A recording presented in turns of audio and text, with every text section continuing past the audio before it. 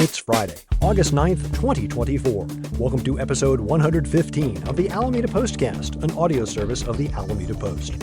I'm your host, Scott Peeler. In this edition of the Postcast, APD crime statistics remain mostly steady. AC Transit reverses course on eliminating some bus lines. When is 20 billion not 20 billion? Rent control back on the ballot. Things are bouncing out on Alameda Point. 90 years of East Bay parks means a big celebration at Crab Cove. And I've got a question about a boat. These stories and more on this episode of the Alameda Postcast. Our top story, the Alameda Police Department has released the monthly crime statistics for June. On the whole, things have remained consistent with one welcome improvement: car thefts. After averaging over 100 per month in the first months of the year, subsequent months have been lower. The low in the first half of 2024 was in April, when 74 thefts were reported. That number jumped to 98 in May, but June saw a reduction to 87. A small number, but taken to a per capita rate, still troubling, about twice the California average. Some good news: while there were 87 cars stolen, there were 90 stolen vehicles recovered. Unfortunately, another property crime has ticked back up: catalytic converter thefts. After staying mostly below 10 per month for the first 5 months of the year, June saw 12 incidents. Still substantially below last year at this time, when 34 cases were reported. Arrests remain in the mid-90s, while traffic collisions continue to hover around the 70 mark. Still, if you dig into the numbers, one thing becomes abundantly clear. While Alameda does grapple with property crime, when it comes to violent crime, our numbers are remarkably low. Any crime is one too many, but take away the property crime, and Alameda numbers do look pretty good. For a look at June's breakdown, including some arrests of note and links to the full report, see Adam Gillett's article at alamedapost.com/news. Since episode 77 back in November, we've been reporting on AC Transit's Realign plan. After pausing the effort in February, ACT has moved ahead and took public input on their draft plan that was released in May. And they listened. Our own Ken Durr has been following this story since the beginning. As he reports, the latest developments come as something of a surprise. Among the most significant changes for this round is the decision to retain 3 high ridership lines with no changes to existing alignments or service, negating proposals in the past realign phases to break off and reconnect various sections of each line. Many Alameda residents had voiced strong opposition to the drastic changes in the May 2024 plan, which proposed eliminating lines 51A and 51B and extending Line 6, which serves Telegraph Avenue between Berkeley and downtown Oakland, to replace Line 51A in Alameda and to Fruitvale BART.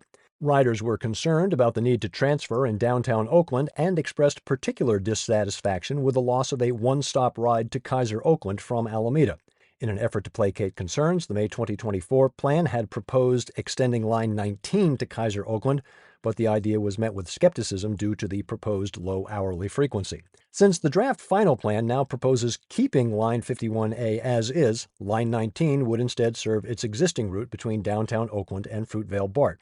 Other changes to Alameda routes since the May 2024 plan include a further extension of Line 20 into Alameda Point as it deviates through West Alameda, and the addition of service on Line 21 to the Chabot Space and Science Center. AC Transit plans to host several remote and hybrid public hearings on September 9th, 10th, and 11th. Riders can also fill out a survey or submit comments for individual lines on the interactive web map.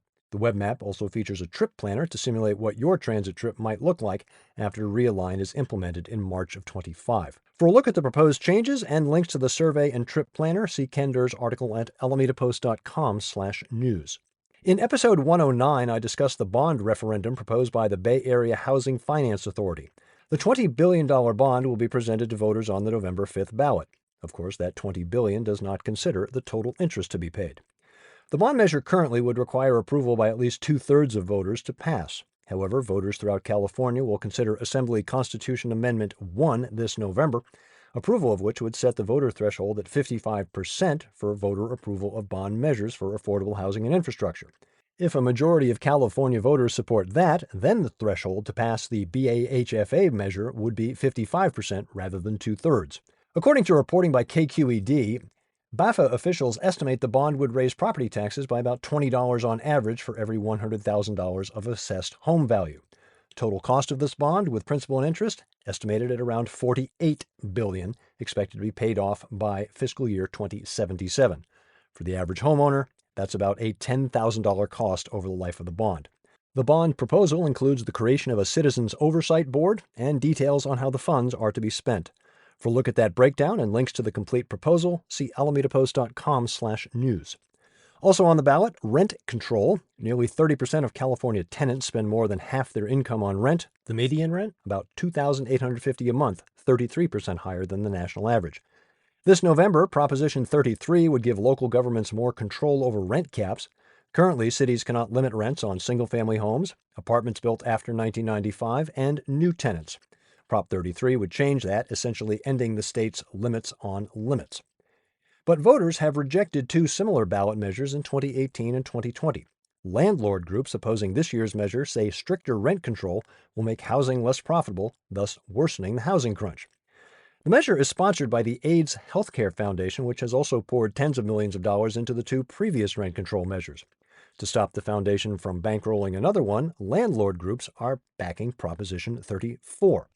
Proposition 34 would require California healthcare providers, notably the AIDS Foundation, to spend at least 98% of revenue from a specific prescription drug discount program on direct patient care, or risk having their state license and tax-exempt status revoked and losing out on government contracts. Supporters, including the California Apartment Association, say the measure is a simple case of accountability. The AIDS Foundation calls it a political hit job. Our partnership with CalMatters allows you to delve into these propositions so you can make an informed decision. For details, including a link to an interactive quiz on the subject, see Lynn Law's article at alamedapost.com/news.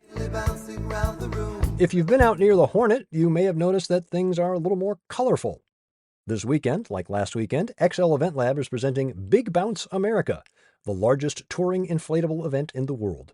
Among the highlights, the world's largest bounce house. How big? 24,000 square feet. That's over twice the size of the Alameda Trader Joe's. There's also a 900-foot obstacle course, foam party, and more. Sessions are arranged by age group so the little ones can have their time without being underfoot for the big kids. Our own Kelsey Gores was at the site last weekend, spent time talking with the attendees. To find out their reactions and for some pictures of the colorful structures, find her article at alamedapost.com/features. All this year, East Bay Parks and Recreation has been celebrating 90 years of service to the region. Crab Cove's annual Fish Festival is coming up on August 31st and will include a special presentation in honor of EPBRD's 90th. At the festival, you'll get to see freshwater fish in one of the largest portable aquariums you'll ever see. There will be fish-themed crafts and games, live Caribbean music, face painting, and more. No reservations required. The event runs from 10 to 4 in and around the Visitor Center on McKay Avenue. Word to the wise. Parking fills up rather quickly in the area, so you might want to plan to walk or cycle in. Details at alamedapost.com/features. While you're planning ahead, a note to tennis players in and around Franklin Park. The Franklin Park courts are scheduled to be renovated. They'll be closed from Wednesday the 14th through Wednesday the 21st. I have an odd question that's been bugging me for a while. If you've been to Grand Marina near Mosley's, you've no doubt seen the Alameda County Sheriff's boat. I've been wondering, Yesenia Sanchez assumed the office of sheriff in January of 2023. When does her name get painted on the boat? Yep, former Sheriff Ahern's name still adorns that ship. So, whose job is that? Dennis Evanosky has graced us with part 2 of his article examining the history of the North Shore. Part 1 started back in the Square Rigger days. Part 2 takes us up to the modern day, including Altastar and Wind River. Dive in at alamedapost.com/history. Perfect way to prepare for our current walking history tour this Sunday, August 11th.